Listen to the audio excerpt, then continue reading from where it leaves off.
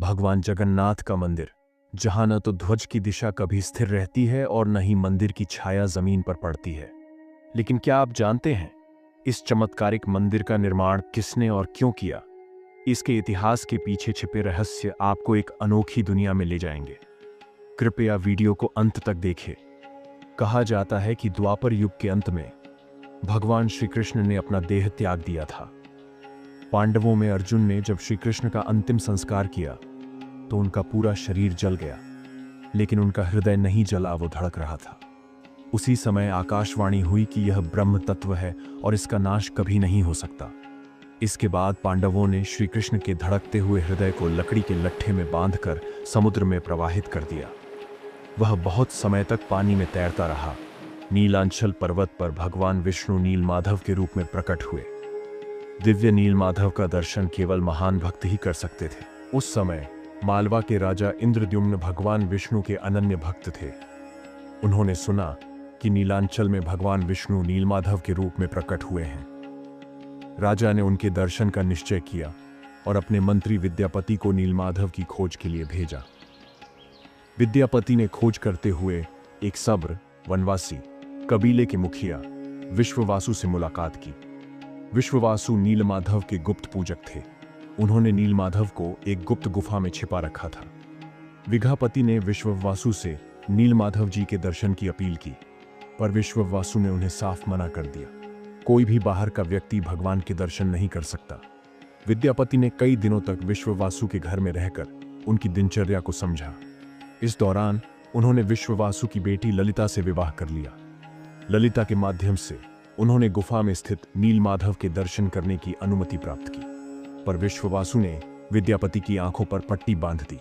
विद्यापति बहुत चालाक थे। उन्होंने अपने साथ कुछ सरसों के दाने रख लिए। वे मार्ग पर सरसों के दाने गिराते चले। विश्ववासु ने उन्हें गुफा में ले जाकर नीलमाधव के दर्शन कराए। उनकी आंखों के सामने भगवान नीलमाधव का दिव्य स्वरूप प्रकट हुआ। गुफा में भगवान का विग्रह स्वयं प्रकाशमान था। विद्यापति ने राजा इंद्रद्युम्न को यह खबर दी। राजा तुरंत नीलमाधव के दर्शन के लिए आए, लेकिन तब तक भगवान नीलमाधव अंतर्ध्यान हो चुके थे। राजा अत्यंत निराश हुए और उन्होंने समुद्र किनारे कठोर तपस्या की। उनकी तपस्या से प्रसन्न होकर भगवान विष्णु ने स्वप्न में उन्हें दर्शन दिए और कहा कि वे एक दिव्य दारू लकड़ी के रूप में समुद्र तट पर प्रकट होंगे।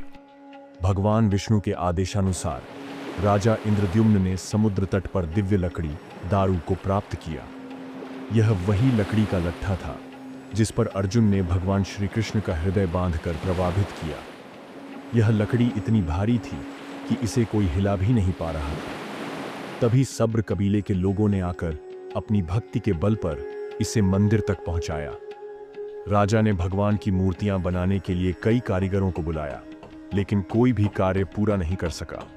तब एक वृद्ध ब्राह्मण, जो वास्तव में भगवान विश्वकर्मा थे, मंदिर में आए।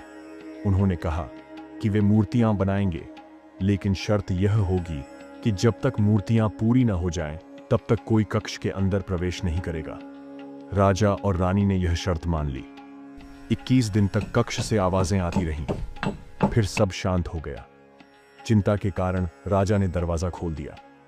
अंदर वृद्ध कारीगर गायब हो चुके थे और 3 मूर्तियां भगवान जगन्नाथ, बलभद्र और सुभद्रा अधूरी अवस्था में थीं। मूर्तियों में हाथ पैर नहीं थे। राजा इंद्रद्युम्न ने इसे भगवान की इच्छा मानते हुए इन्हीं मूर्तियों को स्थापित किया। मूर्तियां तैयार होने के बाद उन्हें भगवान जगन्नाथ, बलभद्र और देवी सुभद्रा के रूप में प्रतिष्ठित किया गया। भगवान विष्णु ने अपने इस रूप को जगन्नाथ अर्थात जगत के स्वामी नाम से प्रसिद्ध किया। यह नाम इस बात को दर्शाता है कि भगवान केवल एक राज्य या एक क्षेत्र के नहीं, बल्कि पूरे ब्रह्मांड के स्वामी हैं। भगवान जगन्नाथ की महिमा इतनी अद्वितीय है कि उनकी पूजा केवल हिंदू ही नहीं, बल्कि पूरे विश्व के लोग करते हैं। जगन्नाथ का अर्थ है जगत यानी दुनिया और नाथ यानी स्वामी। भगवान जगन्नाथ को यह नाम इसलिए मिला क्योंकि वे हर प्राणी, हर भक्त और हर आत्मा के स्वामी हैं। पुरी का जगन्नाथ मंदिर इस बात का प्रतीक है कि भगवान जगन्नाथ आज भी अपने भक्तों की हर प्रार्थना सुनते हैं। उनकी रथ यात्रा इस बात की गवाह है कि वे आज भी भक्तों के साथ यात्रा करते हैं, उनकी समस्याओं को दूर करते हैं और उन्हें अपना दिव्य आशीर्वाद देते हैं। तो इस तरह भगवान विष्णु के जगन्नाथ रूप की महिमा ने उन्हें यह दिव्य और ब्रह्मांडीय नाम प्रदान किया। आइए हम सभी उनके चरणों में शीश झुकाएं और कहें, जय जगन्नाथ।